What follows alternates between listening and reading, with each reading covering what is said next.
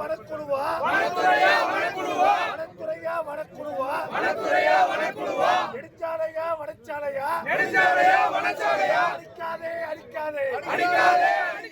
கோடைகால சீசன் தொடங்கியுள்ள நிலையில் திண்டுக்கல் மாவட்டம் கொடைக்கானல் மலைப்பகுதியில் சுற்றுலா பயணிகள் குவிந்து வருகின்றனர்.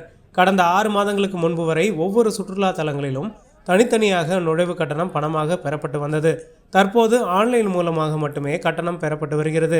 இந்த ஆன்லைன் கட்டணம் செலுத்த சுற்றுலா பயணிகள் குறிப்பிட்ட ஒரே கட்டண வசூலிப்பு மையத்திற்கு செல்ல வேண்டிய நிலை உள்ளது. இதன் காரணமாக போக்குவரத்து பாதிப்பு ஏற்படும் நிலை உள்ளது.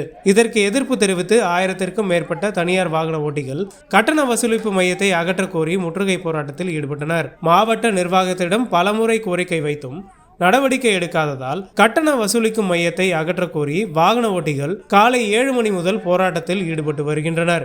இதனால் கொடைக்கானல் பகுதிக்கு வந்துள்ள சுற்றுலா பயணிகள் கடும் அவதிக்குள்ளாகி வருகின்றனர். கோடை சீசன் தொடங்கியுள்ள நிலையில் மீண்டும் கட்டணம் பழைய முறையிலேயே வசூலிக்க வேண்டும் என்பதுதான் தனியார் வாகன ஓட்டிகளின் கோரிக்கையாக உள்ளது.